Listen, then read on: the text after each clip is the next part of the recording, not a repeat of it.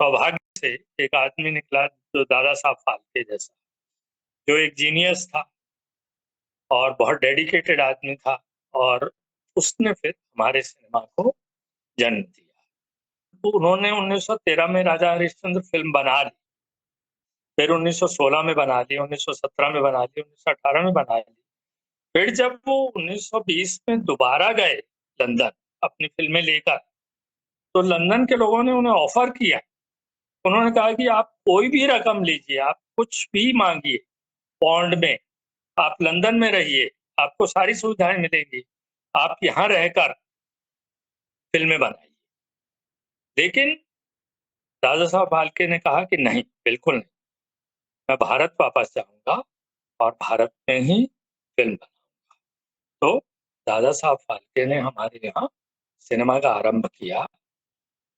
दक्षिण भारत की जो 4 भाषाएं, मलयालम, तमिल, तेलुगु और कन्नड़, इसमें होता क्या है, जहाँ जहाँ पैदा हुए हैं, जहाँ आपका घर है, वहीं रहते हुए आप फिल्म बनाते हैं, वहीं रहते हुए आप स्ट्रगल भी करते हैं, वहीं रहते हुए आप। तो इसलिए तेलुगु सिनेमा का बहुत तेज विकास हुआ है।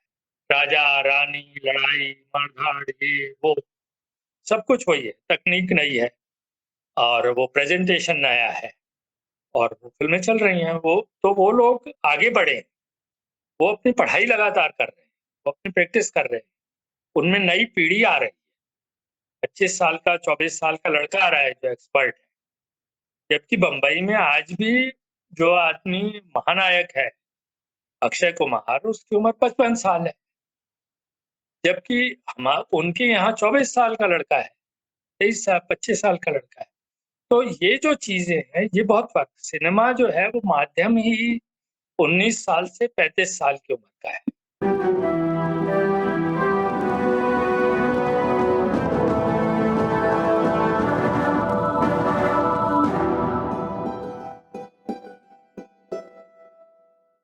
Please don't forget to like, comment and subscribe.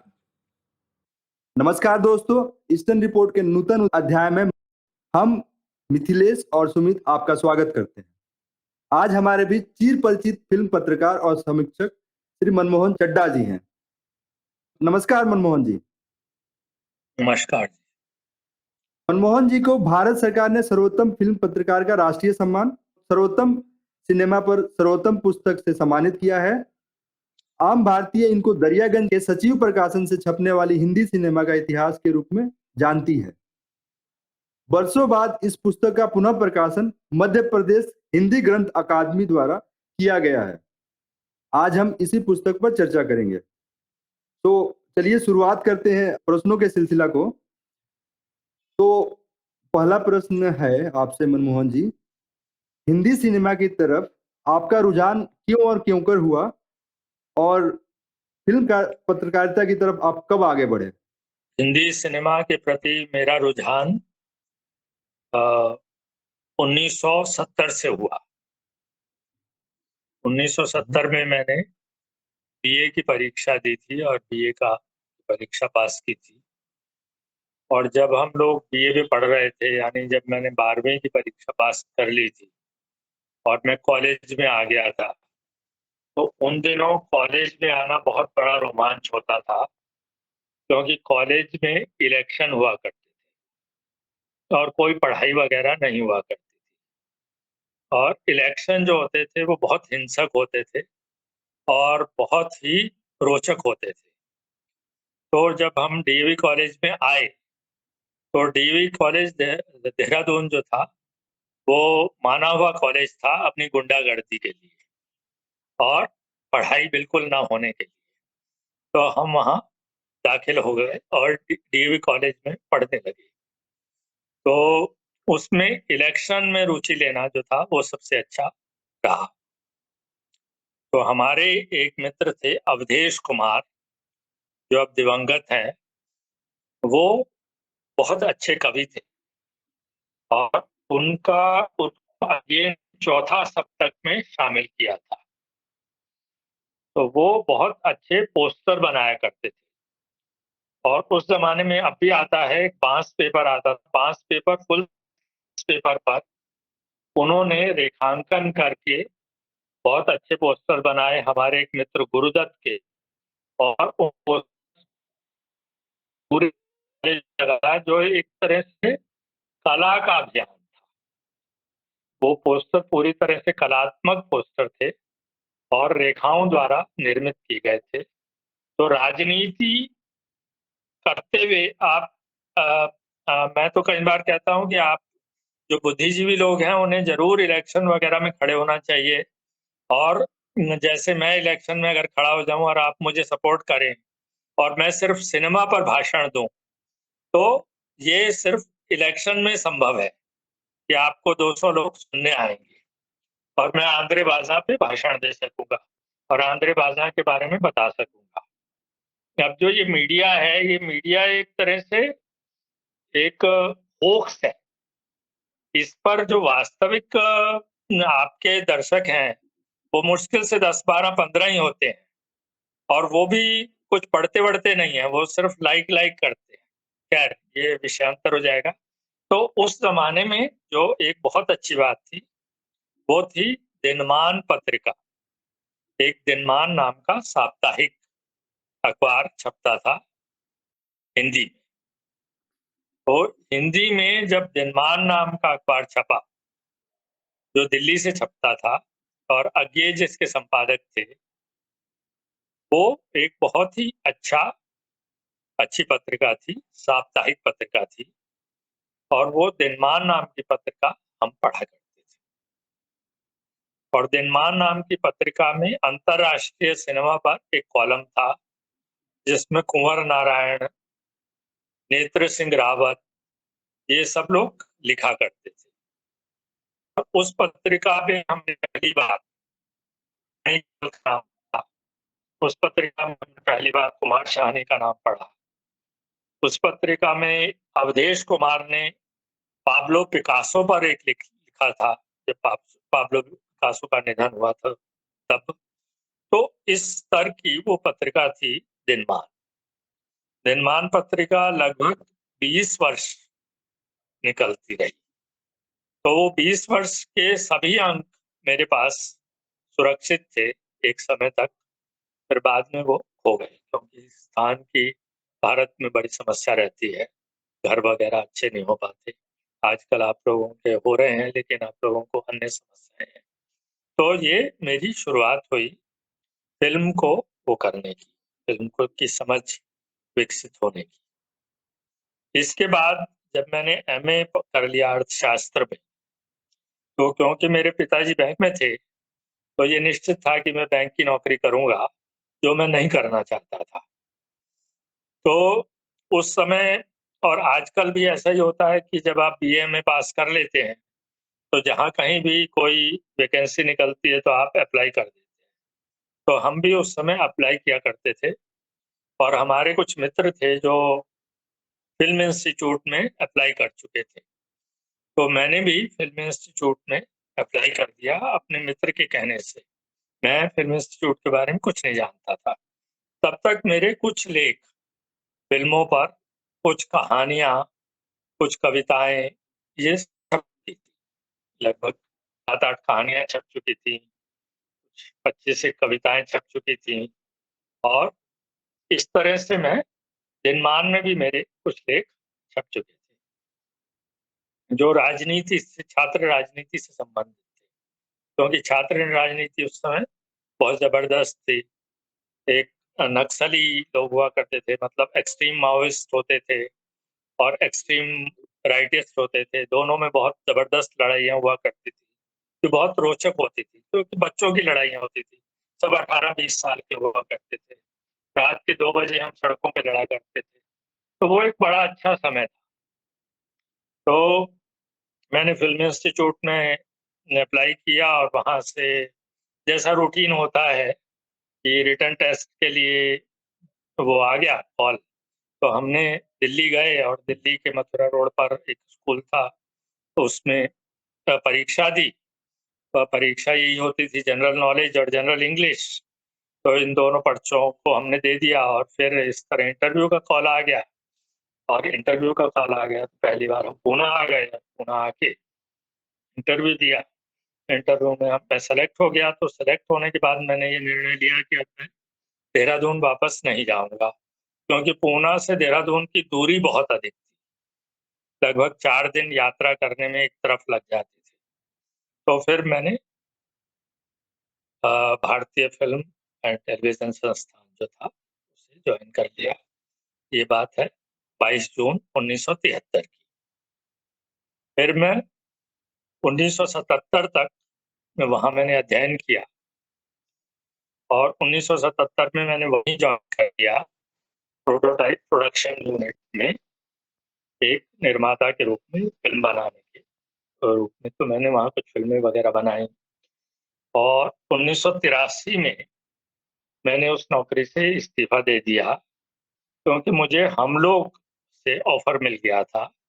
हम लोग के जो कुमार वासुदेव थे, पी कुमार वासुदेव, पी उन्होंने यूं ही लगा लिया था किसी ज्योतिषी के कहने से, पर वो थे कुमार वासुदेव, और वो थे इधर के पिशौर के थे, वो पंजाबी जो हैं हमारे बॉर्डर वाले वो थे, और बहुत ही गुणिया थे, बहुत ही उनका था।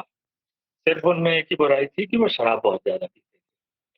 तो उनके साथ मैंने हम लोग में काम किया, जो कि मेरा बहुत अद्भुत अनुभव रहा।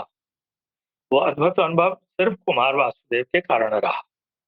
और उसमें दूसरी बात क्या थी कि हम लोग में जितने भी अभिनेता थे वो सब बहुत अनाड़ी थे, वो सब थिएटर के अभिनेता थे पूरे के पूरे। और हमारी जो शूटिंग होती थी वो दिल्ली में होती थी, और दिल्ली में एक स्टूडियो था, वहीं एक शूटिंग होती थी।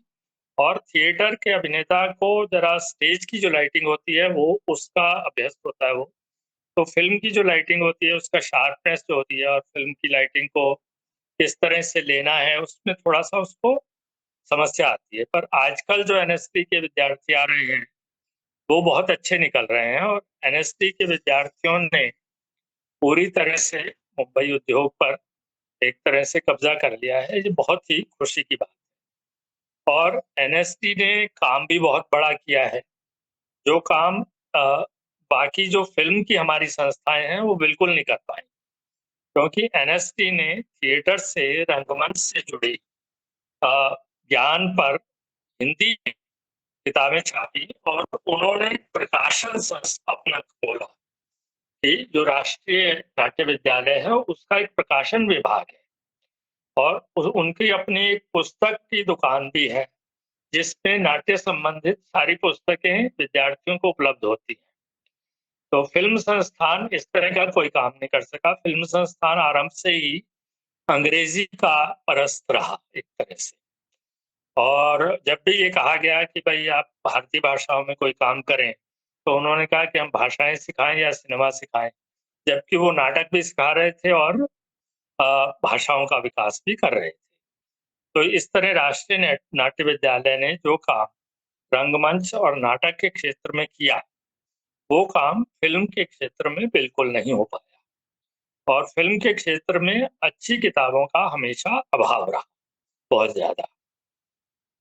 तो जब हम लोग समाप्त हो गया तो हम सब लोग फ्री हो गए, और उसके बाद मुझे हम लोग से काफी पैसा मिल गया था। तो मैंने ये निर्णय लिया कि अब मैं लेखन कार्य करूंगा। तो मैंने फिल्मों पर लिखना आरंभ किया दिल्ली में रहते हुए ही, और लगभग 200-300 लेख लिखे।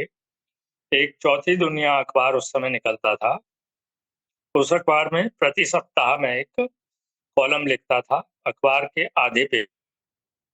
तो मुझे बहुत अच्छा अवसर मिला, और उस समय 1 साल में ही मेरे 52 लेख हो गए, और इस तरह 2 साल मैंने वहाँ लगातार लिखा, और इसी तरह और सब अखबारों में भी लिखता रहा, जनसत्ता, दैनिक हिंदुस्तान, नवभारत टाइम्स, आजकल एक जो बहुत अच्छी पत्रिका हिंदी की निकलती है, आजकल एक मासिक पत्रिका है जो हिंदी की धीरे धीरे बड़ी श्रेष्ठ पत्रिका बन गई है।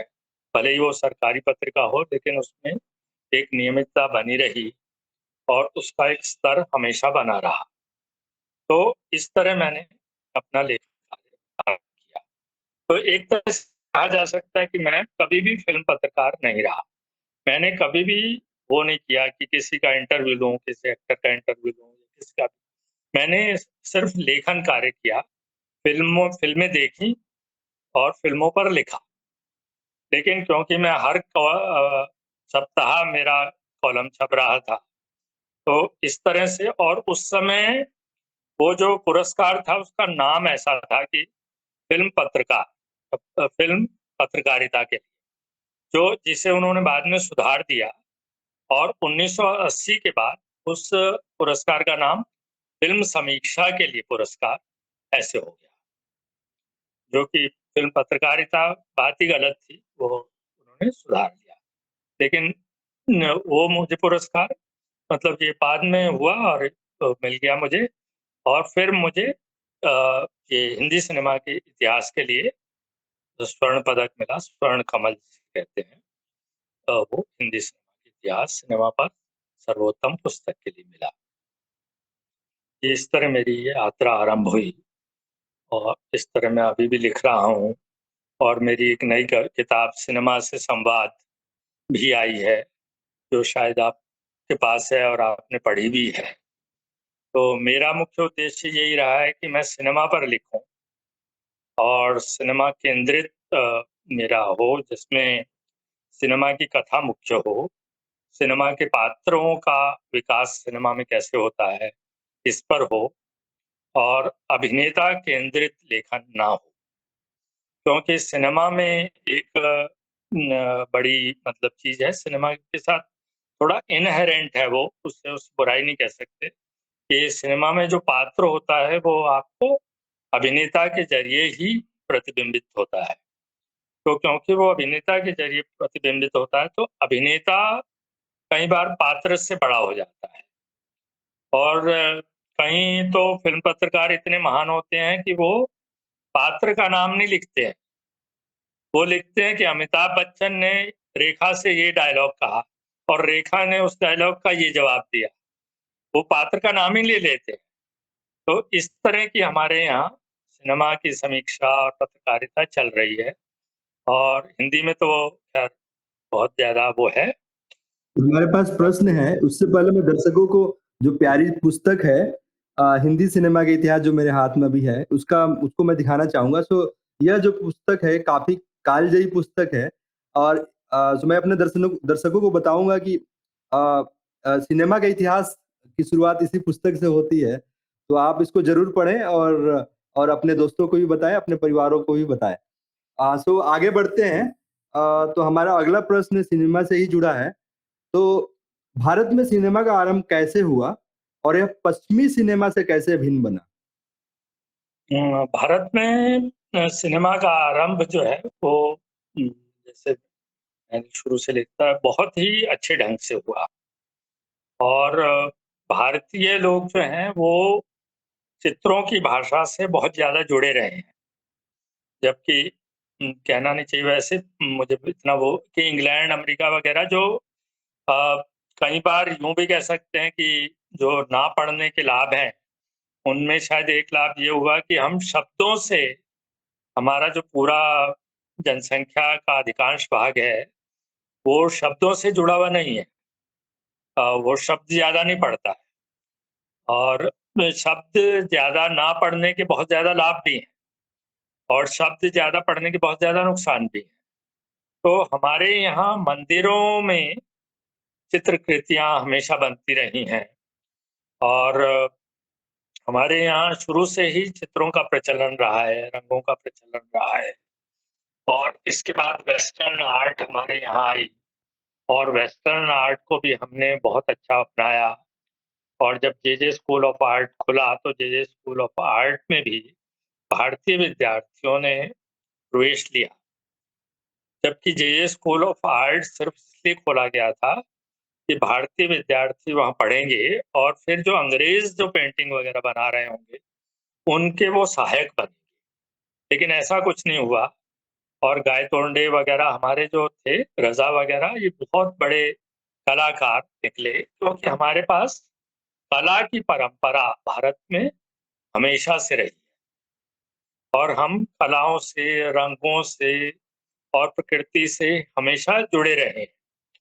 और ये हुआ ये कि राजाओं ने इस विधा को प्रश्रय दिया और हमारे जो हीरालाल सेन थे, उन्होंने जब कैमरा लिया तो उन्हें राजाओं ने बुलाया और राजाओं ने उन्हें कहा कि हमारे महलों का चित्रण करो और हमारे जीवन के बारे में करो और हमारी फोटो वगैरह खींचो।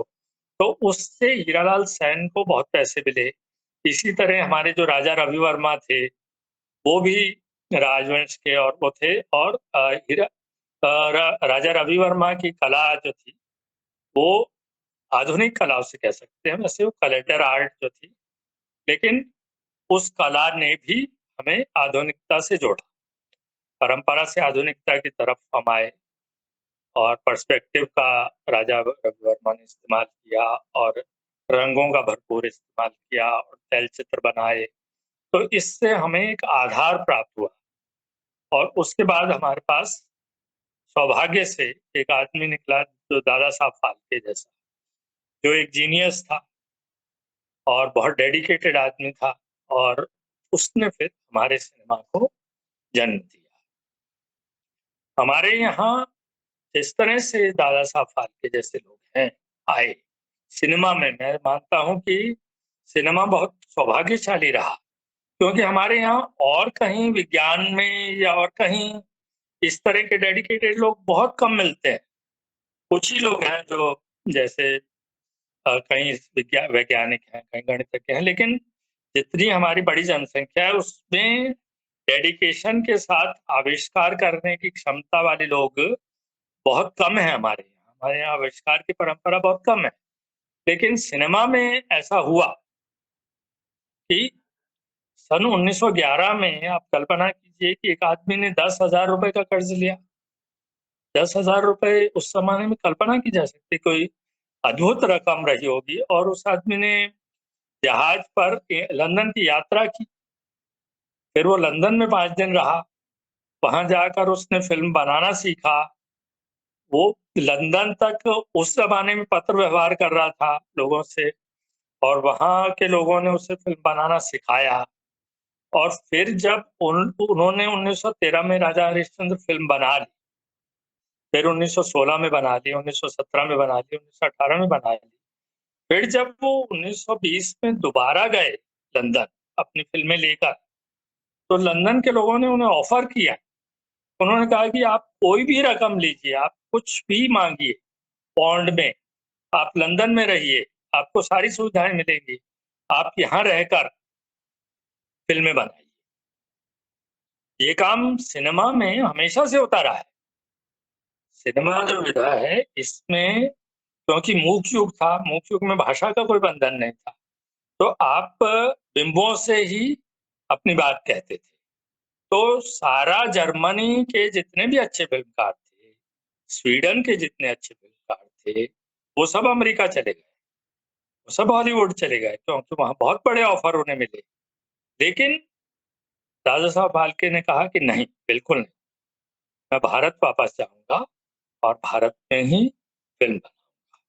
तो दादा साहब फाल्के ने हमारे यहाँ सिनेमा का आरंभ किया और बहुत अच्छा सिनेमा हमारे यहाँ बना और हम 1920 से 1930 तक अपनी फिल्में बनाई हमने, जो कि और किसी देश ने कम बनाई।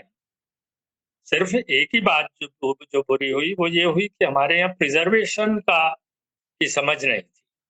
तो हमारे यहाँ जैसे जापान की सब फिल्में प्रिजर्व्ड हैं, हॉलीवुड की तो खैर सब फिल्में प्रिजर्व्ड हैं ही, हम उनकी सब फिल्में देखते हैं 1920-30 की, लेकिन भारत की जो हमारी मूवी में हमने फिल्में बनाई वो सुरक्षित नहीं रही। जी, आपने दादा साहब फाल्के के बारे में आप बात कर रहे थे। तो अगर क्या हम कह सकते हैं कि जैसे कि आपने कहा कि दादा साहब फाल्के का की जो भूमिका है भारतीय सिनेमा को बढ़ावा देने में बहुत बड़ी है। तो क्या अगर वे नहीं होते तो क्या हम कह सकते हैं कि आज भारत की सिनेमा का इतिहास बहुत ही भिन्न होता? नहीं, ये ऐसा नहीं होता, क्योंकि 1920 तक आते-आते सिनेमा आ चुका था। सिर्फ ये होता है कि 1913 से ना शुरू होके 1920-21 से शुरू होता।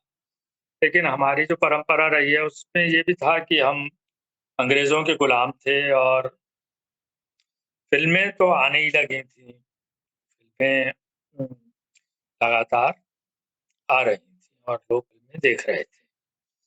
और फ़िल्में देखने के भारतीय हमेशा से शौकीन रहे हैं। तो ये शुरुआत शायद 1920 में होती और अंग्रेज़ वग़ैरह करते या जैसे उन्होंने जब भारत की संसद बन रही थी, पार्लियामेंट भवन बन रहा था, तब उन्होंने बहुत कैमरे लगाए और सब कुछ किया और उसकी पूरी कवरेज की, पूरी बिल्डिंग बनाने की। तो इस तरह से सिनेमा को तो आना ही था, लेकिन वो दादा साहब फाल्के के कारण आया तो वो सीधा-सीधा और अच्छे ढंग से आया। दूसरी ओर हमारे यहाँ कुछ पारसी लोग बम्बई में आया वो, ये एक बात हुई और फिर वो बम्बई में ही रुक भी गया, ये एक बहुत बुरी बात हुई। लेकिन उसका वो आ जाता और 1920 के बाद तो हमारे यहाँ बहुत बड़ी गतिविधि होने लगी, बहुत लोग फ़िल्में बनाने लगे और जो बाकी बहुत सारी बातें हैं उसमें, जैसे कि जापान के जो लोग थे, जापान के जो पूँजीपति रहे हैं और जो भारतीय पूँजीपति रहे हैं, भारतीय उनमें एक मुख्य अंतर ये रहा है कि हम लोग थोड़े कॉलोनियल दिमाग के लोग तो हैं ही ना, हम गुलाम मानसिकता वाले लोग हैं। तो हमें जो फ़िल्म वहाँ से आती गई, वो हम स्वीकार करते गए। तो हमारे यहाँ लगभग 95% 96% फ़िल्में हॉलीवुड की ही आई। जबकि जापान के लोगों ने ये किया कि वो अपने प्रतिनिधि उनके आते थे और उस समय ये फ़िल्में इसी तरह खरीदी जाती थी जैसे सब्ज़ी खरीदी जाती है या कुछ भी। तो फ़िल्मों का बाज़ार यूरोप था, इंग्लैंड था। इंग्लैंड में फ़िल्मों की मंडी हुआ करती थी। तो वहाँ जाकर जापान के प्रतिनिधि जो थे वो अपनी रुचि की फ़िल्में खरीदते थे देख के, कि भाई जापान के लोगों को कैसी फ़िल्में पसंद आएँगी। तो इसलिए वहाँ ये फ़ायदा हुआ कि उन्होंने फ्रेंच फ़िल्में भी ली, जर्मन फ़िल्में भी ली, स्वीडन फ़िल्में भी ली। जो अच्छी फ़िल्में बन रही थीं पूरे विश्व में, वो सब जापानियों को देखने को मिली, वो हमें देखने को नहीं मिली। जैसे बैटलशिप पोटेम्किन फ़िल्म है, वो हमारे यहाँ तो बहुत देर से आई। जब सत्यजीत राय ने फ़िल्म सोसाइटी बना दी 1948 में, या हो सकता है उससे पहले भी आ गई हो। उसमें एक कारण और भी था कि बैटलशिप पोटेम्किन को इंग्लैंड ने प्रतिबंधित कर दिया था। ग्रेट ब्रिटेन ने उस पर प्रतिबंध लगा दिया था। तो इस तरह की जो फ़िल्में हैं या कैबिनेट ऑफ डॉक्टर कालीगरी जैसी फ़िल्में हैं या बुनुअल की फ़िल्में हैं, सल्वाडोर दाली की फ़िल्में हैं या और जो हॉलीवुड से इतर जो सिनेमा बन रहा था, बहुत अच्छा सिनेमा था, जो मुख्य युग का आज हम मानते हैं, जो मैंने अपनी पुस्तक में खास तौर पर इस सिनेमा का इतिहास लिखते समय ये ध्यान रखा कि मेरे पाठक जो हैं, वो पूरी की पूरी सिनेमा की परंपरा से परिचित हो सके। तो मैंने मुख्य युग के जो श्रेष्ठ फ़िल्मकार थे, जैसे मुर्नो है या और है, उन सबका परिचय अपनी पुस्तक में दिया है। तो जब मेरे पाठक मेरी पुस्तक पढ़ेंगे, तो उन्हें ये पूरा ज्ञान हो जाएगा कि मुख्य युग का सिनेमा बहुत अच्छा सिनेमा था और बहुत आगे बढ़ चुका था मुख्य युग में ही से। क्योंकि सिनेमा को वास्तव में भाषा की ज़रूरत है नहीं, वो बिंबों का माध्यम है और जो जर्मन लोग थे, वो बहुत प्रगति कर रहे थे शुरू से ही। 1919 से ही वहाँ एक्सप्रेशनिस्ट आंदोलन आ गया था और उन्होंने सबसे अच्छी फ़िल्में बनाई जर्मनी के लोगों ने। 1919 से लेकर और 25-30 तक समझिए अच्छी फ़िल्में बनाई। फिर जर्मनी के बहुत सारे लोग अमेरिका चले गए, फिर अमेरिका में जाकर भी उन्होंने अच्छी फ़िल्में बनाई। लेकिन हॉलीवुड की ये विशेषता रही कि वो सारी विश्व के अच्छे फ़िल्मकारों को खरीदता रहा और वहाँ जाता रहा। लेकिन जापान का जो सिनेमा था वो अपने स्वतंत्र रूप में विकसित होता रहा और जापान का सिनेमा बहुत श्रेष्ठ कोटि का सिनेमा धीरे-धीरे बन गया। जबकि हमारे यहाँ हुआ ये कि हॉलीवुड आ जाने से और फिर हम थोड़ा बम्बई वगैरह जैसे शहर थे जो जिनमें अंग्रेजी का प्रभुत्व शुरू से था, तो जब ध्वनि आ गई 1940 जो एलीट क्लास हमारा था, वो हॉलीवुड की फ़िल्में देखकर ही अपने आप को मतलब बड़ा मानता था और सोचता था कि भई हिंदी की जो फ़िल्में हैं, भारतीय भाषाओं की फ़िल्में जो हैं, जैसे सत्यजीत राय जैसे जो व्यक्ति थे, वो भी भारतीय फ़िल्में बिल्कुल नहीं देखते। वो भी न्यू थिएटर्स की फ़िल्मों को बहुत घटिया फ़िल्में मानते थे। वो भी हॉलीवुड की फ़िल्में देखकर फ़िल्म बनाना सीखा उन्होंने। तो सत्यजीत राय के फ़िल्म मेकिंग पर हॉलीवुड का प्रभाव है, क्योंकि हॉलीवुड में कथा-कथन की एक सीधी परंपरा है। लेकिन हमारे सिनेमा ने भले ही हॉलीवुड से बहुत कुछ लिया, लेकिन हमने अपने जो नाच-गाने डाले, हमने जो अपनी चीज़ें डाली, जैसे वी शांताराम जैसे जो लोग हुए, तो वो परंपरा से हटे या फिर जो न्यू थिएटर के भी हमारे लोग थे, उन्होंने जो भारतीय शास्त्रीय संगीत का प्रयोग किया अपने गायन में, अपने उसमें, तो उससे हमारी फ़िल्मों को अपना एक अस्तित्व मिला, अपनी एक अस्मिता मिली, अपनी एक पहचान मिली। और हमारी जो फ़िल्में हैं कि 1931 के बाद ये एक सौभाग्य रहा कि ध्वनि आ गई और ध्वनि आने के बाद हम अपनी भाषाओं में फ़िल्में बनाने लगे। तो अपनी भाषाओं में जब फ़िल्में बनाने लगे तो वो साइलेंट युग का जो था कि जो भी फ़िल्में आती थी बाहर से इम्पोर्टेड फ़िल्में, वो कम हुई। लेकिन अंग्रेज़ों का राज था इसलिए वो फ़िल्में निर्बाध रूप से आती रहीं। तो उसके बाद तो फिर 1950 के बाद एक और परिवर्तन आया और फिर हम एक और तरह के सिनेमा की तरफ बढ़े। अगर हम देखें तो 1947 से पहले का जो सिनेमा है हमारा और 1950 के बाद का जो सिनेमा है, वो बहुत अलग-अलग हो गया है। उसकी एक अलग पहचान बन गई। जी, मैं यही प्रश्न आपसे करने वाला था। वहीं पे ले आए कि आपने जैसे कहा कि आज़ादी के पहले और आज़ादी के बाद के के सिनेमा में बहुत अंतर है, तो वो अंतर कैसे दिखाई देता है और कितना अंतर हुआ है और कैसे वो भिन्न हुआ है? अंतर एक तो ये हुआ कि जो शायद अच्छी बात भी कह सकते हैं और ज़्यादा वो अच्छी बात नहीं अगर हम जापान का उदाहरण लें तो, कि जापान में हमेशा से स्टूडियो सिस्टम चलता रहा और स्टूडियो सिस्टम के अंतर्गत ही फ़िल्में बनती रहीं। तो स्टूडियो सिस्टम के कुछ लाभ भी हैं। सबसे बड़ा लाभ ये है कि जो निर्देशक होता है, उस पर इतना भयंकर दबाव नहीं होता। दबाव तो होता ही है, फ़िल्म तो चीज़ ही ऐसी है कि फ़िल्म पर खर्चा बहुत होता है और पैसे वापस आने ही चाहिए। लेकिन ये दबाव नहीं होता कि राज कपूर ने जब आग फ़िल्म बनाई, तो वो दिवालिया हो गए या कर्ज़दार हो गए और भी जब मेरा नाम जोकर बनाई तो कर्ज़दार हो गए। तो ये जो बात हुई, ये इंडिपेंडेंट फ़िल्म मेकिंग में ज़्यादा आई। तो जब तक हमारे यहाँ स्टूडियो वाले फ़िल्म बना रहे थे, जैसे हमने आप समझिए कि प्रभात ने जो फ़िल्में बनाई, प्रभात ने जो 30-35 फ़िल्में बनाई, वो उस दौर की अच्छी खासी एक्सपेरिमेंटल फ़िल्में हैं। उन्हें हम दुनिया ना माने वगैरह फ़िल्मों को बहुत एक्सपेरिमेंटल फ़िल्में कह सकते हैं। तुकाराम जैसी फ़िल्म है, जो एक महान फ़िल्म है। तो ये सब फ़िल्में स्टूडियो सिस्टम के भीतर बनी, क्योंकि तुकाराम बनाते समय उन पर कोई दबाव नहीं कि ये फ़िल्म हिट होनी चाहिए, इससे पैसा कमाना चाहिए। उसने पैसा कमाया। तो जब 50 में स्टूडियो सिस्टम खत्म हो गया और इंडिपेंडेंट प्रोड्यूसर्स आ गए, तो बहुत ज़्यादा फ़र्क पड़ा। उससे बहुत ज़्यादा सुरक्षित किस्म की फ़िल्में बनने लगी और मज़ेदार बात ये है कि लोगों को लगता है कि फ़िल्म मेकिंग बहुत अच्छा उद्योग है और इसमें पैसा है और ख़ास तौर पर दिल्ली-विल्ली में बैठे लोग और हिंदी भाषी लोगों को ये बात बहुत ज़्यादा लगती है।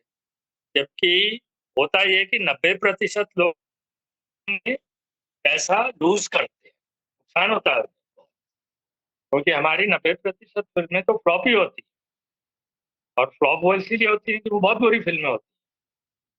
वो फ्लॉप कोई उसमें दर्शकों को दोष देने की जरूरत नहीं, तो हमें हिट फिल्म की जरूरत है और एक प्रचार तंत्र भी हमारा विकसित हुआ।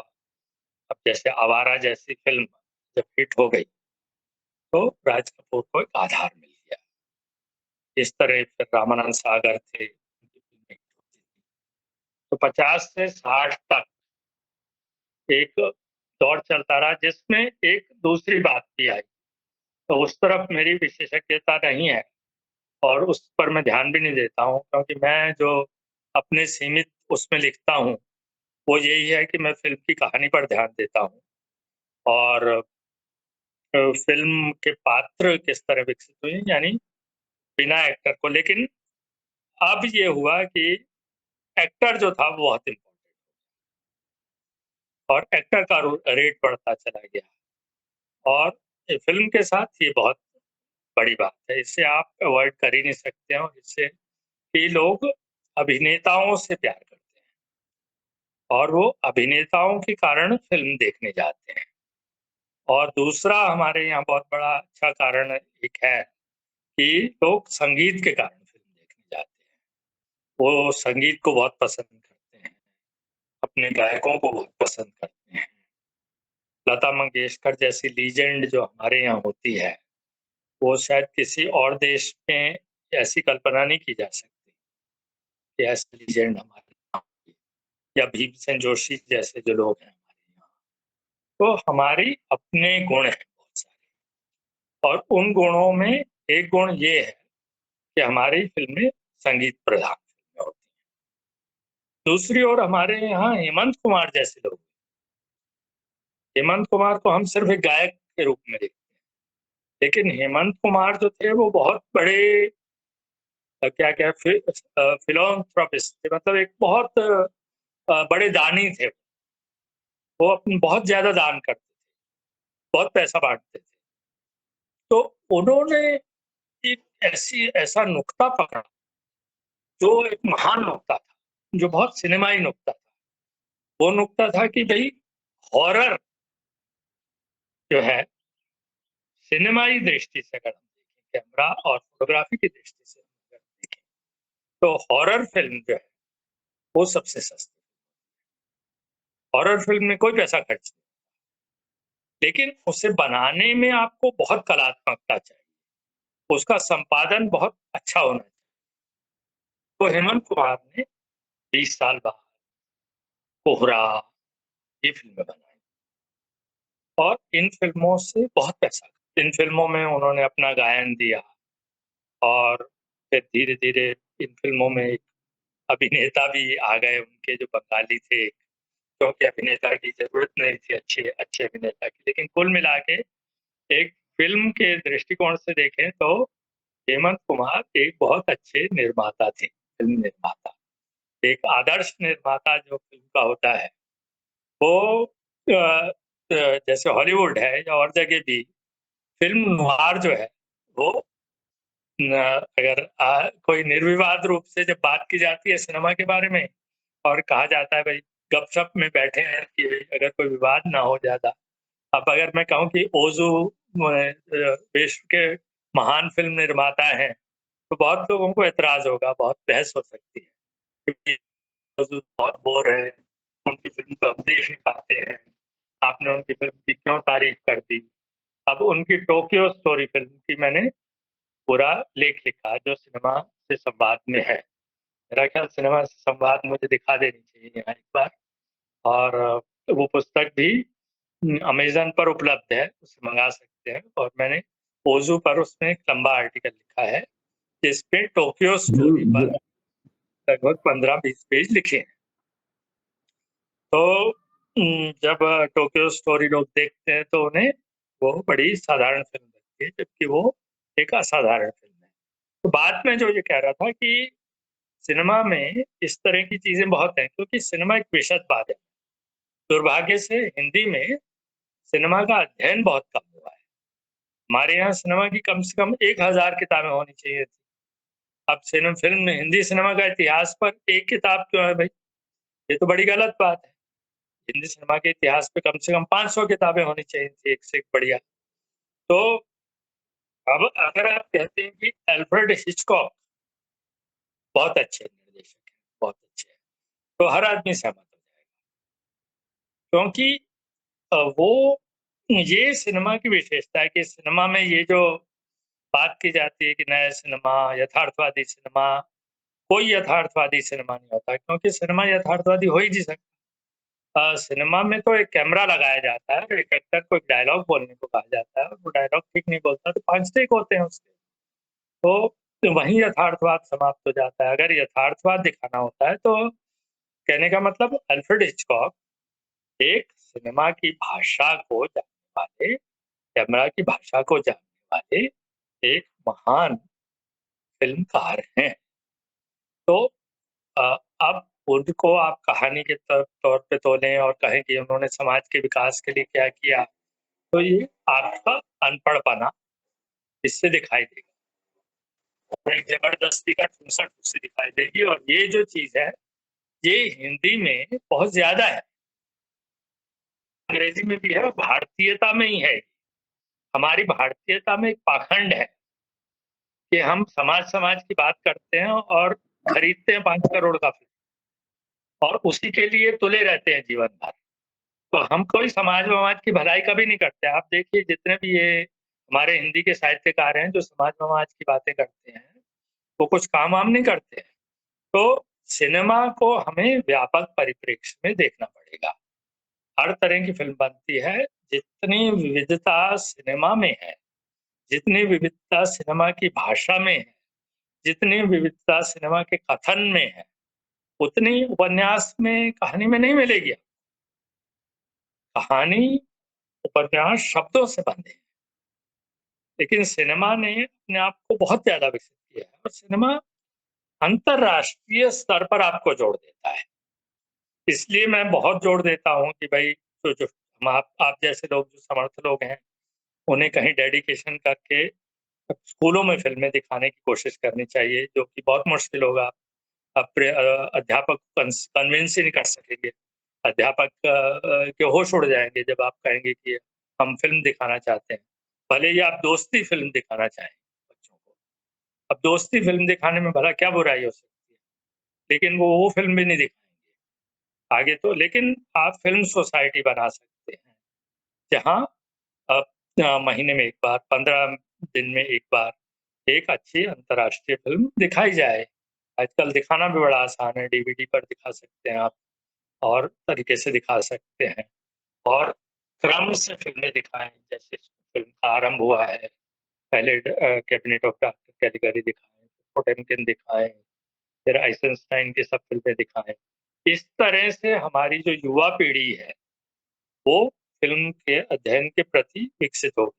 क्योंकि जब तक फ़िल्म का अध्ययन ही नहीं होगा, तो हम यही इसी में फँसे रहेंगे कि वो एक लिख रहा है कि 10वीं पास में अभिषेक बच्चन को मैंने पास कर दिया कि फ़ेल कर दिया वो। अरे! भाई तुम क्या कर रहे हो? ये एक्टर को एक मतलब एक आदमी अखबार का है, वो एक एक्टर को पास या फ़ेल कर रहा है, तो वो अपना एम है, वो संतुष्ट कर रहा है। बाकी वो फ़िल्म समीक्षा बिल्कुल नहीं लिख रहा है। तो ऐसे हमारे यहाँ चलता है, लेकिन फ़िल्म मैं मानता हूँ कि एक्टर के बिना, एक्टर से बाहर आना बहुत ज़्यादा मतलब पढ़ाई-लिखाई उसके लिए चाहिए, तब कहीं जाके एक्टर से बाहर आ सकते। हिंदी फ़िल्म के विकास में फ़िल्म वित्त निगम राष्ट्रीय फ़िल्म विकास निगम का क्या योगदान रहा है? एनएफडीसी के बारे में अगर बात करें तो? राष्ट्रीय फ़िल्म विकास निगम, तो उससे पहले हमने फ़िल्म फाइनेंस कॉर्पोरेशन। तो फ़िल्म फाइनेंस कॉर्पोरेशन जब बनाया, इसके लिए कुछ लोग थे उस ज़माने में जागरूक थे फ़िल्म को लेकर, और उन्हें लगा कि भई लोग फ़िल्म नहीं बना पाते हैं। तो फ़िल्म फाइनेंस कॉर्पोरेशन का बजट बहुत कम था, 50 लाख रुपए से वो संस्था शुरू हुई थी, और उन्होंने फिर कर्ज़ वग़ैरह देना शुरू किया। मणिपाल को उसकी रोटी के लिए कर्ज़ दिया, कुमार शानी को मायादर्पण के लिए कर दिया।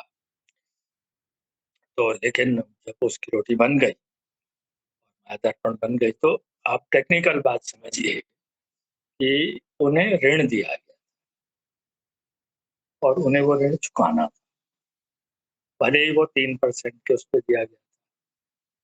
अब आप समझ लीजिए कि किसी आदमी पर किसी भी सन की बात कर ले, पैसे की कीमतें बढ़ी, तो ये दोनों बड़ी कौन ऋणी हो गए और वो कभी ऋण नहीं चुका सके। बहुत दिनों बाद उनका ऋण कहीं माफ वगैरह हुआ, तो फिर एनएफडीसी संस्था बनी।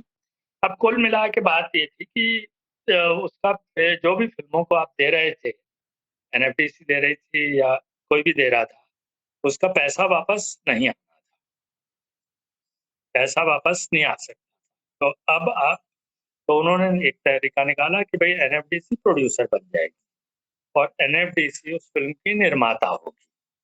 तो ये बड़ा अच्छा तरीका निकाला और उसमें पहली फिल्म भुवन शोम वगैरह बनी और फिल्में बनी। तो एनएफडीसी का योगदान जो है बहुत बड़ा। एनएफडीसी के लगभग 100 फिल्में बना दी और वो 100 की 100 फिल्में जो हैं वो अच्छी बनी, उससे सिनेमा का बहुत विकास हुआ और उसका वो 100 फिल्में, सवाल सिर्फ एक ही हुआ कि जो ये फिल्में निर्माता जब एनएफडीसी सरकारी एक संस्था निर्माता बन गई, तो उसने उसे दिखाने में कोई रुचि दी। अब वो दिखाई जा सकती थी सिर्फ दूरदर्शन में और दूरदर्शन धीरे-धीरे होता चला गया। 1990 के बाद दूरदर्शन की ऑडियंस घटती चली गई लगातार, कई कारणों से। तो अब दुविधा हमारी ये है कि आप मुंबई की जितनी भी कमर्शियल फिल्में हैं, जो ईगल फिल्म्स ने ले ली या किसी और ने ले ली, जिन राइट ले लिए, शेमारू ने ले ली, इसने ले लिए, उसने ले ली, ये सब फिल्में आज उपलब्ध है। इन फिल्मों का बिजनेस होता है, फिल्म इज अ बिजनेस, आपको बिजनेस करना पड़ेगा। आप बिजनेसमैन है नहीं, आप तो सरकारी नौकर हैं और अगर आप कोई काम नहीं करते हैं तो आपकी तनख्वाह में कोई फर्क नहीं पड़ता। लेकिन अगर आप कोई छोटा सा काम कर देते हैं और उसमें कोई गलती रह जाती है तो आपकी हालत खराब हो जाएगी, तो सरकारी नौकर काम ही नहीं करता। तो हमारे यहाँ बाल चित्र समिति बनी, हमारे काम बहुत हुआ है, हम हमारे यहाँ कम नहीं हुआ है। हमारे यहाँ फिल्म डिवीजन नाम की एक संस्था है, फिल्म डिवीजन ने अद्भुत फिल्में बनाई हैं, फिल्म डिवीजन ने अद्भुत फिल्में बनाई हैं, चिल्ड्रन फिल्म सोसाइटी ने अद्भुत फिल्में बनाई हैं, एनएफडीसी ने तो बनाई ही बनाई। लेकिन मेरा सवाल ये है कि वो फिल्में हैं कहाँ? फिल्म किस लिए है? फिल्म तो दिखाने के लिए है ना।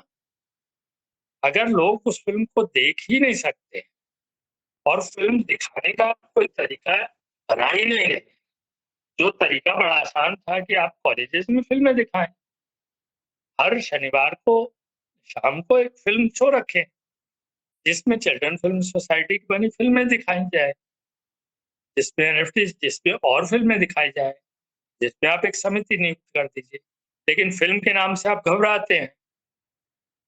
जब कभी कोई नेगेटिव बात आती है तो आप फिल्म शब्द का प्रयोग करते हैं, आप फिल्म विधा को मान ही नहीं रहे हैं कुछ।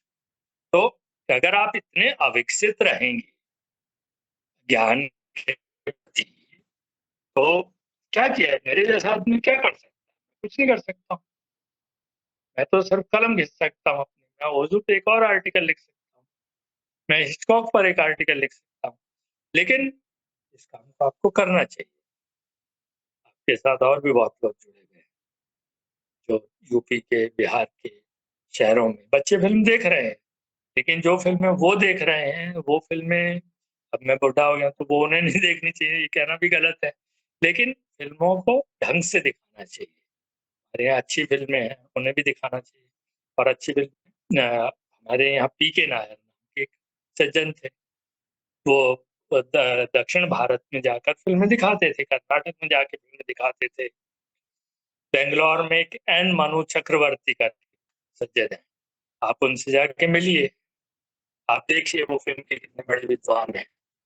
उनका सपोर्ट लीजिए। तो पीके नायर जाकर फिल्में दिखाते थे, और जब वो पाथेर पांचाली फिल्म दिखाते थे गाँव में जाकर, तो हर आदमी को वो फिल्म बहुत अच्छी लगती थी। हर व्यक्ति ये बात कहता था कि मैं तो आज तक सोच भी नहीं सकता था कि फिल्म ऐसी भी होती है, क्योंकि हमने अच्छा सिनेमा लोगों को दिखाया ही नहीं है। हमने पाथेर पांचाली जैसी फिल्म नहीं दिखाई है कहीं।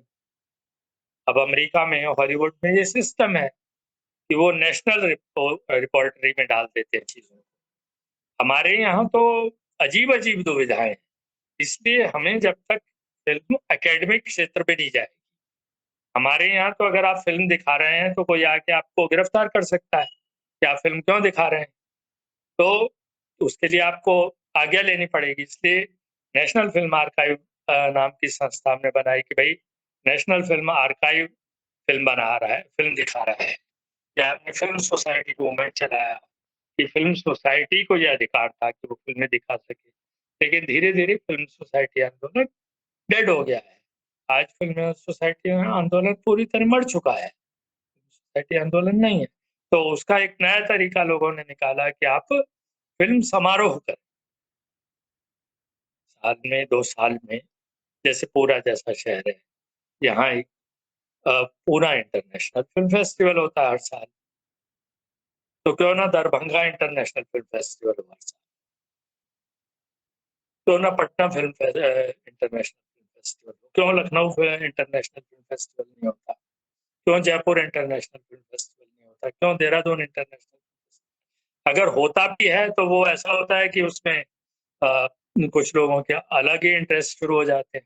मुख्य उद्देश्य ये होना चाहिए कि फ़िल्में देखनी है, अच्छी फ़िल्में देखनी है और अच्छी पुरानी फ़िल्में देखनी है। ये जो नए का मोह है, अब हमारे यहाँ ऑस्कर ने छाया हुआ है कि भैया भाई ऑस्कर की ज़्यादा जो पढ़े-लिखे लोग हैं वो ऑस्कर-वॉस्कर की फ़िल्में देख लेंगे, है ना? तो लेकिन जो फ्रांस में फ़िल्म बन रही है या ड्राइव माय कार एक फ़िल्म है जापान वाली, वो देख लेंगे क्योंकि वो ऑस्कर हो गई। लेकिन जापान में जो और अच्छी फ़िल्में बन रही हैं, कुरोसावा कौन देखेगा? कुरोसावा दिखाना है ना हमें लोगों को, कैसे दिखाएँगे हम कुरोसावा को? कैसे दिखाएँगे हम दर्शकों को? ये हमारे यहाँ बड़े सवाल हैं। हमें ये फ़िल्में अपने बच्चों को दिखानी है, जो 10वीं में पढ़ रहे हैं, बीए में पढ़ रहे हैं, एमए में पढ़ रहे हैं। जब तक हम ये फ़िल्में नहीं दिखाएँगे, उन पर बातचीत नहीं करेंगे, तब तक हमारा ये रिपिटिशन सा चलता रहेगा और हम ऊट-पटांग बातें ज़्यादा करते रहेंगे। ये अच्छी थी, वो अच्छी थी, राज कपूर महान है कि नहीं है। ये सब बातें बेकार हैं, मेरे हिसाब से मतलब, गलत हो सकता हूँ। समय के साथ तकनीक हिंदी सिनेमा में आती गई, जैसे-जैसे समय है आप आधुनिक तकनीकों का इस्तेमाल होने लगा। तो इससे क्या अ, असर पड़ा? ये आपने बहुत ही अच्छा सवाल उठाया, बहुत ही बेहतरीन सवाल है। मैं इस पे क्या बोल रहा था कि ये तकनीक अब जो आ गई है, वो एक वरदान है और तकनीक ने सिनेमा को पूरी तरह परिवर्तित कर दिया है। ओटीटी प्लेटफ़ॉर्म आ गया है, उसमें फ़िल्म देखना आसान हो गया ना लोगों के लिए और बहुत ज़्यादा जब पहले मल्टीप्लेक्स बने, तो दिल्ली में इन चीज़ों को बड़ा वो समाजवादी ढंग से देखा जाता है। तो मैंने कहा कि भई मल्टीप्लेक्स जब बन रहे हैं, तो ये अच्छी बात है, मल्टीप्लेक्स होना चाहिए क्योंकि सिंगल स्क्रीन में ध्वनि, सीट व्यवस्था ये सब हमारे आते-आते तक 90 तक 2000 तक इतनी खस्ता हाल हो चुकी थी कि फ़िल्म देखना बड़ा मुश्किल सा काम हो जाता था, छोटे शहरों में। तो मल्टीप्लेक्स आ गए, मल्टीप्लेक्स में ध्वनि व्यवस्था बहुत अच्छी होती थी, प्रोजेक्शन बहुत अच्छा होता था, एक क्वालिटी सिनेमा आपको देखने को मिलता था। उसके साथ दूसरी बातें जुड़ी हुई थी, महँगा था। लेकिन महँगा का मुझे नहीं मालूम क्योंकि मैंने तो यहाँ तक देखा है कि सिनेमा का जादू इतना ज़बरदस्त है कि जब ₹10 का टिकट मिलता था, तब लोग ब्लैक में ₹100 का टिकट लेते थे। तो सिनेमा तो चीज़ ही ऐसी है कि इसमें ऐसा तो तकनीक जो है, उसका विकास होने से हमें अपने सिनेमा को छोटे शहरों में ले जाना चाहिए। बच्चों को ये बताना चाहिए कि आप अपने मोबाइल फ़ोन से और अपने लैपटॉप से फ़िल्म बना सकते हैं। और ये जो फ़िल्म बनाना है, इसमें जो मुख्य चीज़ है, एक शॉट से दूसरे शॉट में कट करना, ये एक बहुत बड़ा पार्ट है और इसे बच्चों को आपको सिखाना पड़ेगा, कैसे सिखाएँगे ये? क्योंकि आप देखिए मीडिया में जो कुछ भी आ रहा है फालतू-वालतू बहुत क्या मतलब कोई अंत थोड़ी है, अनंत है। लेकिन कोई भी आदमी कट नहीं कर रहा है। कोई आदमी 5 शॉट की फ़िल्म में बना रहा है, एक ही शॉट ले रहा है बस, क्योंकि उसे कट नहीं करना आता। तो जिस दिन आप कट करना उसे सिखा देंगे, और फिर चित्र के माध्यम में डॉक्यूमेंट्रीज़ बनाइए, आप अपने घर के बारे में, आप अपनी माँ, अपने दोस्तों पर फ़िल्म बनाइए, आप इतनी समस्याएँ हैं आपके शहर की, पानी नहीं आ रहा है, बिजली नहीं आ रही है, कुछ और हो रहा है, इस पर इतनी अच्छी फ़िल्में बन सकती हैं। अब एक फ़िल्म जो उन्होंने बनाई, जो इस बार ऑस्कर में गई, जो डॉक्यूमेंट्री जिसकी चर्चा हो रही है, वो भी तो उन्होंने मोबाइल पे ही बनाई या छोटे कैमरे से बनाई और वो समस्याओं के बारे में बातचीत कर रहे हैं। ऐसे ही एक गुलाबी गैंग फ़िल्म बनी, जो छोटे उसमें जाके बनी। तो अब ये जो बम्बैया हमारी जकड़ थी, जो सेलुलॉइड में अनिवार्य थी, क्योंकि सेलुलॉइड में लैब जुड़ी हुई थी। सेलुलॉइड रासायनिक प्रक्रिया थी पूरी तरह से। अब रासायनिक प्रक्रिया पूरी तरह से खत्म हो गई है। अब रसायन का कोई बात ही नहीं रही है। तो अब हमें ये जो तकनीक है, ये हमारे लिए वरदान है और इसका हमें लाभ उठाना चाहिए और छोटे शहरों में जाकर कोर्सेज़ करने चाहिए। 10-15 लड़कों को जुटा के उन्हें फ़िल्म बनाना सिखाना चाहिए। कोई उसमें ख़ास चीज़ नहीं है, लेकिन एक तरह से बीज डालना बहुत ज़रूरी है। तो कहीं न कहीं वो चीज़ें खो जाती हैं, क्योंकि हर आदमी पैसे कमाना चाहता है। हर आदमी बम्बई में आकर काम करना चाहता है और बम्बई का आकर्षण इतना ज़्यादा है कि उसे आप समझा भी नहीं सकते कि भले ही बम्बई में आकर वो 10 साल खराब कर दे, लेकिन वो अपने छोटे शहर में रहकर 2 साल का ट्रेनिंग नहीं लेना चाहता या 2 साल के अपना तैयारी नहीं करना चाहता। फ़िल्म विधा के साथ ये एक बड़ी बात है कि वो कहीं न कहीं ये बता देती है कि फ़िल्म बनाना बहुत आसान काम है। फ़िल्म पढ़ना बहुत आसान काम है, फ़िल्म देखना बहुत आसान काम है। तो इस चीज़ से आप निकाल नहीं सकते लोगों को, क्योंकि फ़िल्म का प्रभाव ही बहुत गहरा है। तो ये अब जो ये तकनीक आगे-आगे बढ़ती जाएगी। अब आगे-आगे ये तकनीक एनिमेशन में जाएगी। आज ही आप देखिए कि जापान का जो एनिमेशन का सिनेमा है, बच्चे दिन हमारे भारतीय बच्चे दिन-रात उसे देख रहे हैं। जापान का एनिमेशन सिनेमा देख रहे हैं। आखिर जापान बना रहा है ना उसे। जापान और हमारी इकोनॉमी में कितना फ़र्क है? आपसे ज़्यादा अच्छी तरह कौन जानता है? 1 और 1000 का फ़र्क है। तो लेकिन हम उन्हें पैसा दे रहे हैं, उनकी फ़िल्में देख रहे हैं, क्योंकि उन्होंने एनिमेशन तकनीक को विकसित किया।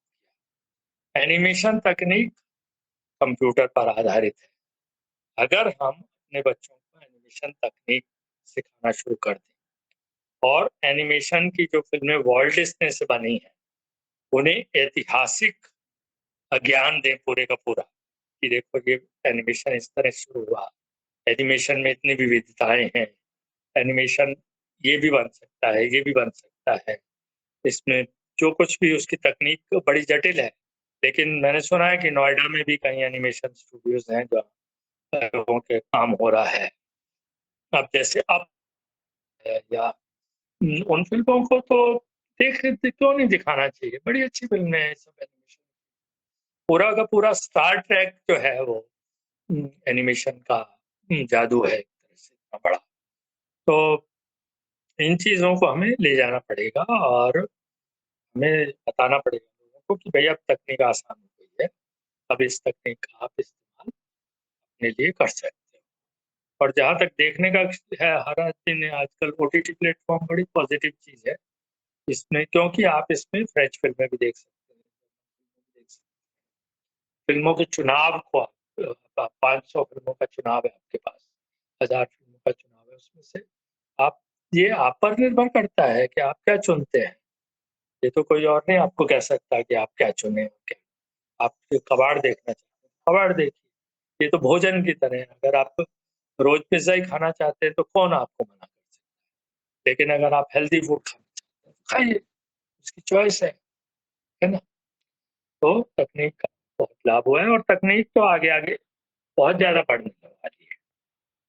तकनीक का कोई और छोर नहीं है, सिर्फ़ ये है कि फ़िल्म का ज्ञान ये हमारे यहाँ जो है, ये बहुत जल्दी से बढ़ने वाला मुझे नहीं लगता कि है। क्योंकि इसमें जो सबसे ज़्यादा बड़ा प्रतिरोध है, वो हमारे अध्यापक का है। अध्यापक हमारा जो है, वो बिल्कुल तैयार नहीं है फ़िल्म को पढ़ाने के लिए। ये हमारा बहुत बड़ा दुर्भाग्य है।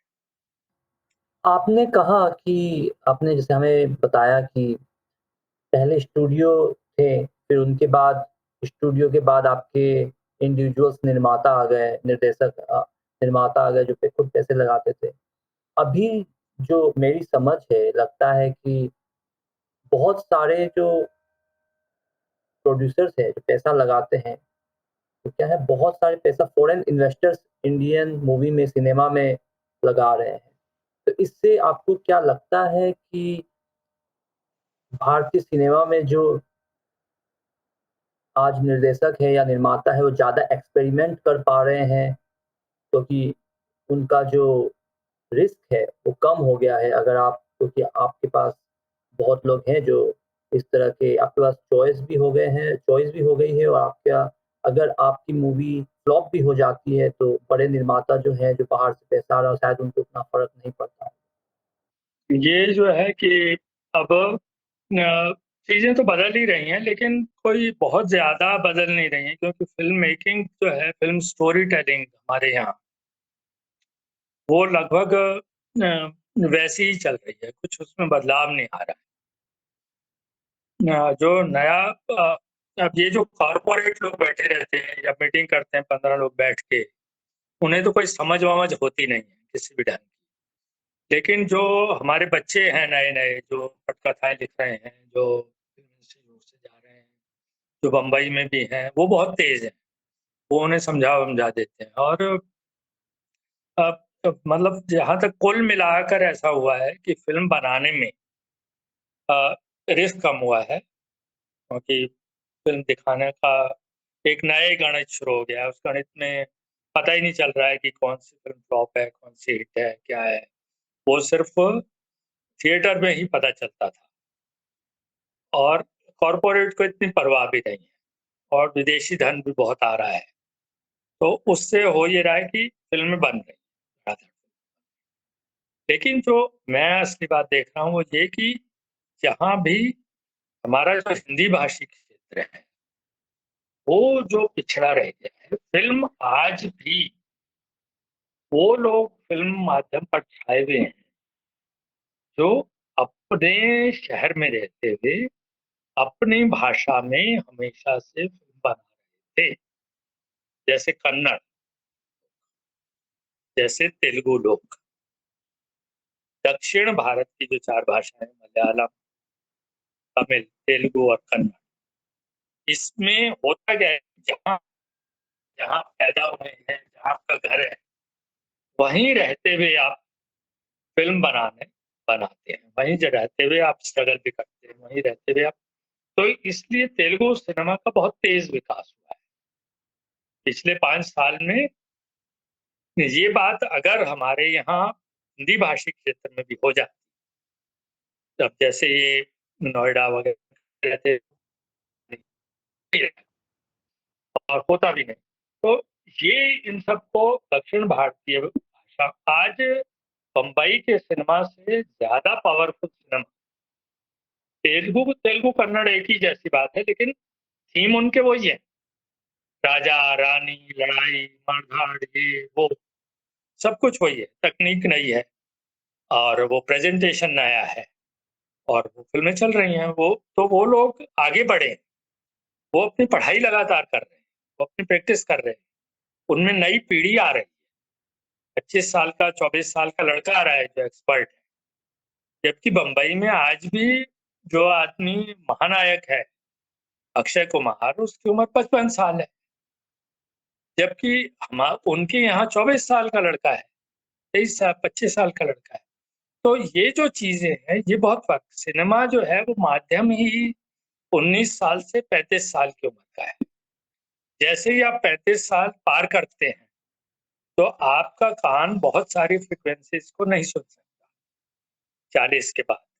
तो और बहुत आपकी आंखें बहुत सारी चीजों को नहीं देख सकती। तो आपने देखा होगा कि जो 25 साल का लड़का जिस फिल्म को एंजॉय कर रहा है, अगर उसे आप समझ विकसित कर दे, वो 50 वाला कभी नहीं कर सकता। तो फिल्म जवान लोगों का माध्यम है और वो जवान लोगों को ही पकड़ेगा हमेशा। और फिल्म में एक उत्तेजना, एक उत्साह, एक ये सब चीजें हमेशा बनी रहेंगी। और वो आज तेलुगु और कन्नड़ सिनेमा दे रहा है लोगों को, मुंबई का सिनेमा अभी भी नहीं दे रहा है। तो मुंबई का सिनेमा पिछड़ रहा है एक तरह से देखा जाए तो, और ये दक्षिण भारतीय सिनेमा आगे बढ़ रहा है, क्योंकि यहाँ जो आ रहा है आदमी वो बाहर से आ रहा है, वो बाहर से आके स्ट्रगल कर रहा है, उसकी स्ट्रगल की इतनी भयंकर समस्या है कि वो उसी में उलझा रह जाता है बहुत ज्यादा। तो वो अपना श्रेष्ठ, वो आदमी जो अपने घर में जाके खाना खाता है अपनी माँ का बनाया हुआ और दिन भर काम करता है, वो ज्यादा अच्छा दे सकता है।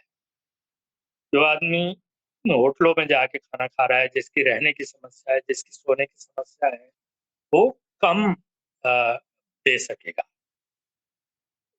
तो हमने अपने आप को ट्रैप कर दिया इसमें कि भाई जिस आदमी चाहे वो कितने टैलेंटेड है नहीं है, वो संघर्ष कर रहा है, लेकिन उसे आना पड़ेगा बम्बई, बम्बई पे आके रहना पड़ेगा, बम्बई की सारी असुविधाओं को झेलना पड़ेगा और उसके बाद कहीं फिल्म मेकिंग में भी अपना योगदान देना पड़ेगा। तो ये अपने आप में ही बड़ा डिफीटिस्ट एटीट्यूड है। तो इसे हमने कहीं इसका समाधान ही नहीं खोजा। तो आज जो है ये RRR है या हमारी जितनी भी फिल्में आ रही हैं, बड़ी बड़ी फिल्में, ये सब दक्षिण से आ रही हैं। और ये फिर दूसरी डबिंग की फैसिलिटीज हो गई हैं, अब पूरी तरह से राष्ट्रीय उसमें भी समस्या नहीं रही है कि आप फिल्म कहीं भी बनाइए और देखिए, और देखने की भी समस्या सिर्फ एक ही है कि आप फिल्म बनाने में किस तरह से नए नए लोगों को जोड़े और नए नए लोग नए नए ढंग की फिल्म बनाए। तो फिल्म बनाने वाले तैयार बैठे हैं, बनाने वालों के पास पैसा है और अब वो ये भी समझ गए हैं कि ये पूरा जो सिस्टम चल पड़ा है, इसमें कोई अंत नहीं है ना, पैसे वैसे का कोई हिसाब ही नहीं रहा है। ये जो लोग हैं फेसबुक वाले या जो ये लोग हैं, तो इसलिए जो भी आदमी नया आइडिया लेके आएगा और जो डिलीवर कर सकता है, वो उसे मौका मिल सकता है। या सो हिंदी सिनेमा मूल रचनाओं पर आधारित सिनेमा रही है। बी शांताराम, सत्यजीत राय, श्याम बेनेगल जैसे लोग रहे हैं जिन्होंने ओरिजिनल सिनेमा पर काफी काम किया है, जो साहित्य को भी लेके आए हैं और क्रिटिकल आर्ट्स को भी लेके आए हैं।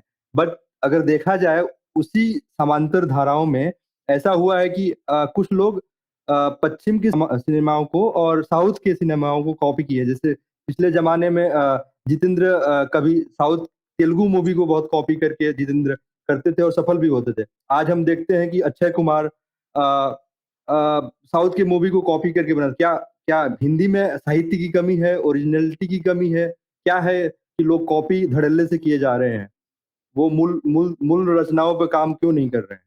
घूम फिर के बात ये आ जाती है कि अ, श्याम बेनेगल एक आदमी पूरे सिनेमा में, तो टैलेंट तो जो है तो उसे आप रोक नहीं सकते।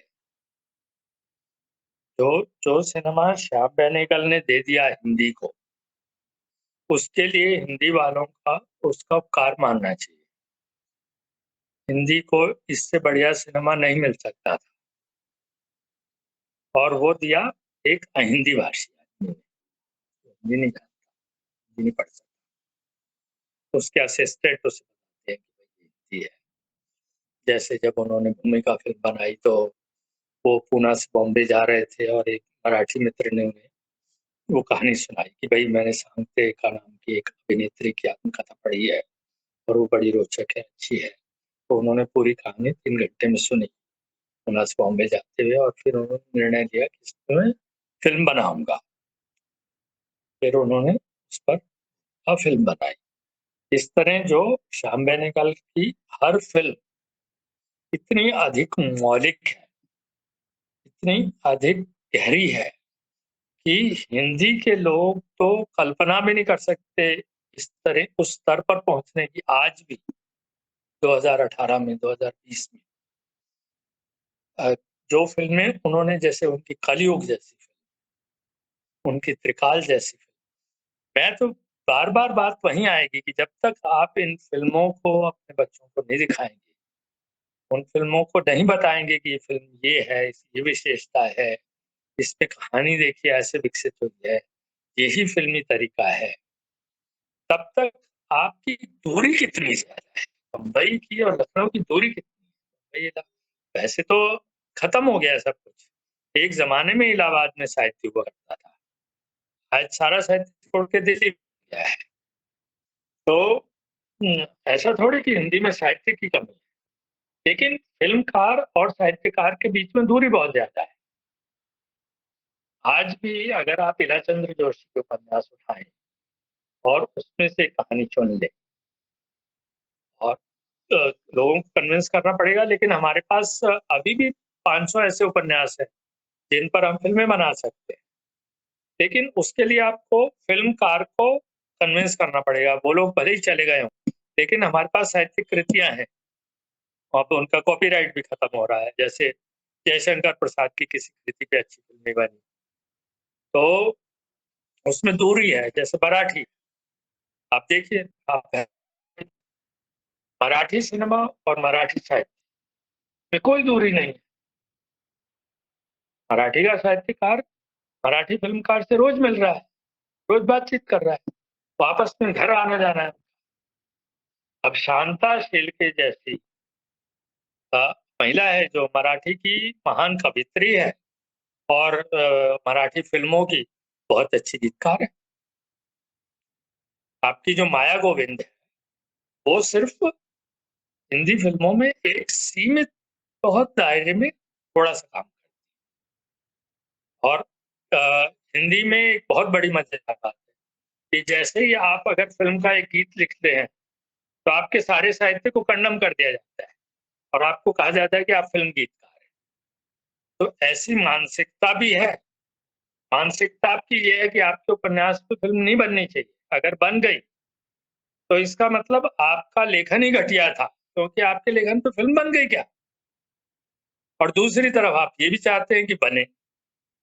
बने आप क्यों चाहते हैं? आप इसलिए नहीं चाहते कि आपका सिनेमा से कोई प्रेम है या फ़िल्म से कोई प्रेम है। आपको सिर्फ़ पैसे से प्रेम है और आपको लगता है कि वो फ़िल्म वाले कुछ पैसे देते हैं। प्रकाशक तो 1 पैसा रॉयल्टी नहीं देता, ठीक है ना? तो फ़िल्म ये इस तरह की अगर दुविधाएँ आपकी रहेंगी, पहले तो आपको बेनेगल का सिनेमा, एनएफटीसी ने जो सिनेमा बनाया है, जहाँ कहानी कही जा रही है एक ढंग से। सत्यजीत राय क्यों महान है? कहानी कह रहे हैं। एक कहानी को सत्यजीत राय की सारी का मतलब 80% फ़िल्में साहित्य के साहित्य पर आधारित। क्यों आधारित है? भाई कलकत्ता में ही उपन्यासकार रह रहा है, कलकत्ता में फ़िल्मकार रह रहा है। कुछ बुला रहा है, कह रहा है भई आपका उपन्यास मैंने पढ़ा, मुझे अच्छा लगा। वो 25 उपन्यास पढ़ रहा है, 25 उपन्यासकारों से मिल रहा है, बात कर रहा है उनके उपन्यास पर। क्यों नहीं बनाएगा? और बांग्ला साहित्य जो है वो हिंदी साहित्य से बहुत आगे है। एक उपन्यास लेखन की खास परंपरा है। कहने का मतलब ये है कि साहित्य और सिनेमा के बीच की दूरी बड़ी आसानी से दूर की जा सकती है, बशर्ते आपकी सिनेमा की समझ बढ़े। जब आपके साहित्यकारों को ही सिनेमा की समझ नहीं है, आपके अध्यापकों को सिनेमा की समझ नहीं है, आप सिनेमा को कोई माध्यम मानते ही नहीं हैं, आप सिनेमा को पढ़ना ही नहीं चाहते, आप सिनेमा को समझना ही नहीं चाहते, लेकिन आप ये चाहते हैं कि मेरी साहित्यिक कृति पे फ़िल्म बने बस। तो ये बेकार सी बात हो जाती है ना। तो ये सब समस्याएं हमारी बहुत उलझी हुई समस्याएं हैं और इनसे जिस ढंग से हम चल रहे हैं इसमें समय बहुत लगेगा। अब शायद नई शिक्षा नीति में उन्होंने फिल्म का एक पाठ्यक्रम आरंभ किया है। अब वो फिल्म का पाठ्यक्रम किस तरह से लोग उसे ऑप्ट करते हैं, किस तरह से पढ़ना शुरू करते हैं, किस तरह उसमें पाठ्य पुस्तकें बनती हैं, तो उसमें फिर आगे अगले 10-15 साल में हम आशा कर सकते हैं कि भाई कुछ फिल्म के लोग भी फिल्म का मतलब जब तक 20 साल का लड़का फिल्म पढ़ना शुरू नहीं करेगा, उनका अध्ययन नहीं आरंभ करेगा, बिल्कुल पाठ्यक्रम की भांति, पाठ्य पुस्तक की भांति, तब तक हमारा कोई विकास नहीं हो सकता। हम कंज्यूमर बने रहेंगे, हम बस यही बातें करते रहेंगे, स्टार सिस्टम, हमारे अखबार, हमारी शिक्षा जो कंज्यूमरिस्ट बन गई, फिल्में बेचने का काम करते हैं। 10वीं एक फिल्म बनी, उसकी 5 समीक्षाएं आएंगी, 5 दिन बाद लोग उसे भूल जाएंगे। एक कोई भेजा फ्राई फिल्म बनी, लोग कहें बड़ी महान फिल्म, ये भाई कूड़ा फिल्म थी। तो 12 साल हो गए फिल्म को बने, आज उसका कोई नाम लेता है क्या? लेकिन प्रचार तंत्र है, प्रचार तंत्र जो है वो 25 दिन के लिए किसी भी फिल्म को महान फिल्म बना देता है। महान फिल्म वो होती है जो 50 साल बाद। तो मैं सिर्फ उन फिल्मों की बात करता हूँ और उन फिल्मों पर उसी तरह बात करता हूँ कि इस फिल्म में कहानी कैसे कही गई है और फिल्मी ढंग से जो कहानी कही गई है। साहित्य का कहानी कहने का ढंग बिल्कुल अलग है, फिल्म का कहानी कहने का ढंग बिल्कुल अलग है। फिल्म में कहानी टाइम और स्पेस में कही जाती है, साहित्य में कहानी शब्दों के माध्यम से कही जाती है। तो उसे आप बच्चों को समझाना है जितना आप समझा सकेंगे, भाई ये टाइम बदल गया, स्पेस बदल गया, हाँ ये किस तरह से परिवर्तन आ रहा है, कैसे दृश्य बदल रहा है, दृश्य से दूसरा दृश्य कैसे बदल रहा है। आप नशे में मत खो जाइए, आप अपने सपने में मत चले जाइए, देखिए कि फिल्म बन रही है, ये फिल्म किसी ने बनाई है, it's product, it's an artifact, ये बना है, ये घटित नहीं हो रहा है। पर्दे पर जो कुछ भी है वो घटित नहीं हो रहा है, वो निर्मित है। इसे आपको समझाना पड़ेगा ठोक ठोक के, तब जाके कुछ होगा। सो मनमोहन जी, आप हमारे शो में आए, इसके लिए बहुत बहुत धन्यवाद। हिंदी सिनेमा के बारे में इतना कुछ बताया, इतनी कुछ नई बातें बताई, जो इतिहास थी जो हमको जानने को मिली, इसके लिए बहुत बहुत धन्यवाद। आगे भी आपसे बात करते रहेंगे। नमस्ते। धन्यवाद, इजाजत है। Please don't forget to like, comment, and subscribe.